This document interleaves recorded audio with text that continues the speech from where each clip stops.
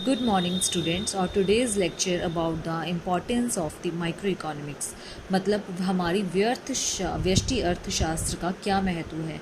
हम व्यष्टि अर्थशास्त्र क्यों पढ़ते हैं, तो हमारा टॉपिक है आज का इम्पोर्टेंस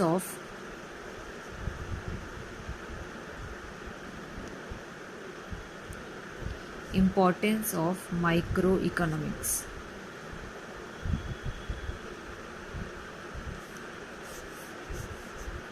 इसमें हमारी इम्पोर्टेंस में आपकी फ़र्स्ट इम्पोर्टेंस आती है ऑपरेशन ऑफ इकोनॉमी।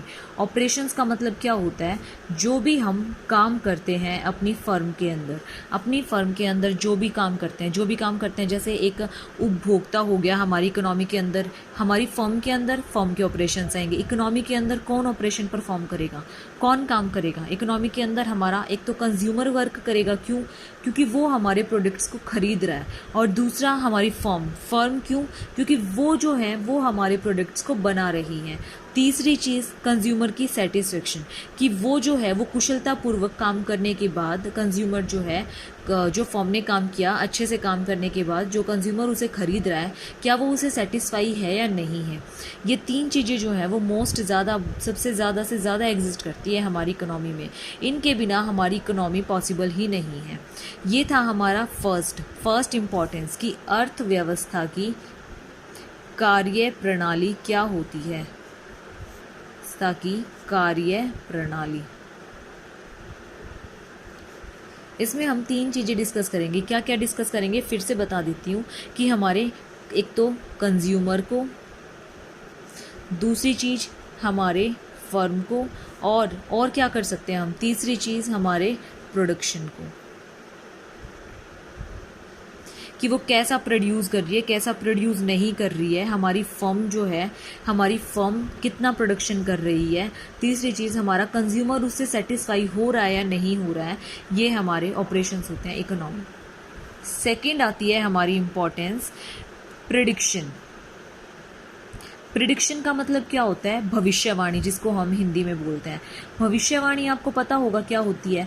जब हम भविष्य के बारे में पहले ही ये सोच लेते हैं कि फ्यूचर में ये होगा, वो होती है हमारी भविष्यवाणी। हमारी जो माइक्रो इकोनॉमिक्स है वो हमें ये पता लगाने में हेल्पफुल होती है, ये पता लगाने में बहुत मदद करती है कि हमारे फ्यूचर में क्या होगा। अगर हमारे फ्यूचर में डिमांड बढ़ेगी तो इसका मतलब क्या होगा, अगर हमारी डिमांड बढ़ेगी तो इसका मतलब हमारे प्राइजेस भी क्या होंगे, बढ़ेंगे। और अगर हमारी डिमांड कम होगी तो हमारे प्राइजेस भी क्या होंगे, कम होंगे। तो फर्स्ट ऑफ ऑल तो ये हमारे प्राइस के रिगार्डिंग था। ये अपोजिट भी हो सकता है, मतलब हमारी डिमांड बढ़ रही है लेकिन प्राइस कम हो रही है, डिमांड घट रही है लेकिन प्राइस ज़्यादा हो रहे हैं। ये हमारे डिफरेंट टाइप के गुड्स होते हैं, डिफरेंट टाइप के सामान होते हैं, जिसमें हम ये देखते हैं कि कहाँ आपकी डिमांड घटेगी तो प्राइस बढ़ेगा, और कहाँ आपकी डिमांड बढ़ेगी तो प्राइस घटेगा। ओके गाइज, अब हमारे पास थर्ड आता है हमारा इकोनॉमिक पॉलिसीज।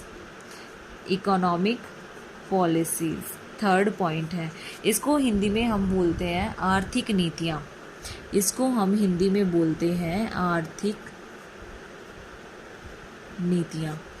आर्थिक नीतियाँ हमें क्या हेल्पफुल होती हैं, किस लिए हेल्पफुल होती हैं?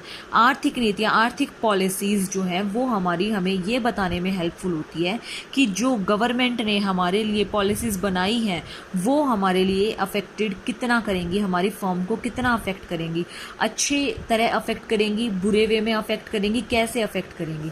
ये पॉलिसीज़ जो हैं, सॉरी स्पेलिंग मिस्टेक हो गई थी, पॉलिसीज़ जो हैं वो हमारी फर्म का बताती है कि हमारी फर्म के ऊपर एक गवर्नमेंट कैसे अफेक्ट करती है, गवर्नमेंट पॉलिसीज़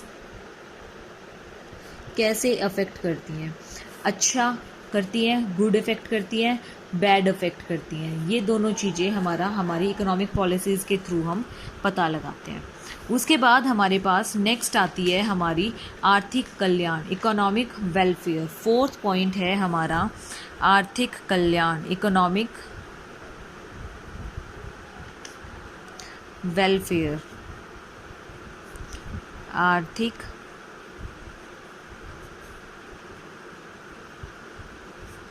कल्याण। आपने अपनी डेफिनेशंस में पढ़ा था, आपने अपनी सैमुअल्सन की डेफिनेशन में पढ़ा था, और आपके रॉबिन्सन्स की डेफिनेशन में तो हमने प्रॉब्लम्स डिस्कस की थी। सैमुअल्सन की डेफिनेशन में आपने क्या कहा था, कंज्यूमर की सेटिस्फेक्शन, मतलब उसका बिहेवियर हम स्टडी कर रहे थे, तो ये देख रहे थे कि उसका जो है आर्थिक कल्याण भी हो रहा है या नहीं हो रहा है, मतलब उसकी ग्रोथ हो रही है या नहीं हो रही है। तो हमें हमारी माइक्रो इकोनॉमिक्स क्या बताती है कि हमने जो प्रोडक्ट्स बनाए हैं, क्या उन प्रोडक्ट्स से हमारी कंज्यूमर की क्या हो रही है, डेवलपमेंट हो रही है या नहीं हो रही है। तो इसलिए भी हमारी इकोनॉमिक्स हमें क्या होती है, हेल्पफुल होती है। नेक्स्ट पॉइंट आता है हमारे पास मैनेजरियल डिसीजन, प्रबंधकीय निर्णय। हमारा इसको हम बोलते हैं प्रबंधकीय निर्णय।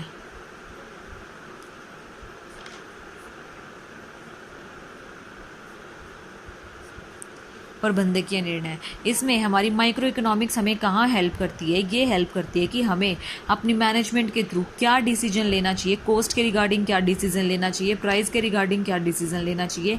अगर हमारी कॉस्ट इंक्रीज़ हो रही है तो हमें अपने प्राइस क्या रखने चाहिए, अगर हमारी कॉस्ट डिक्रीज़ हो रही है तो हमें अपने प्राइस क्या रखने चाहिए।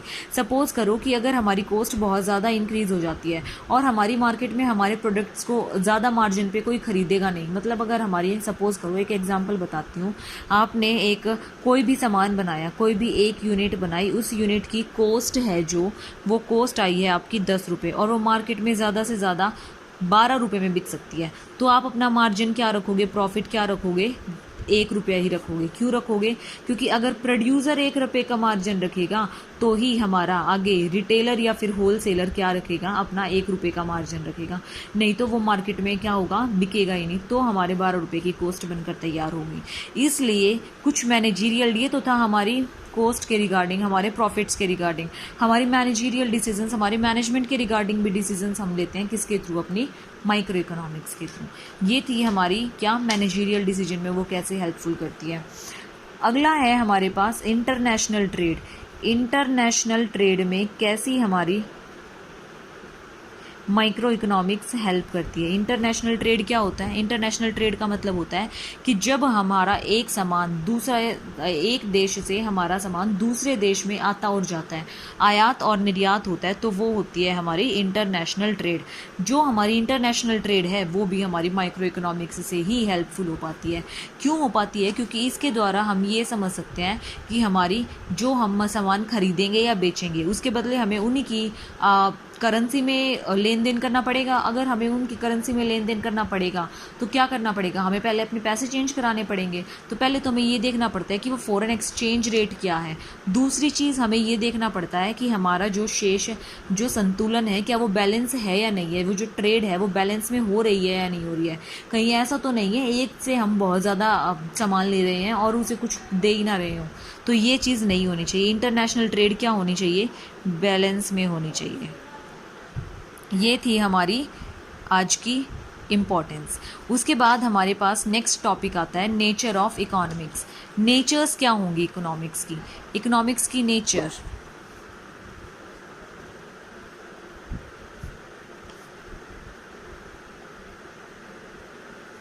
Nature of economics.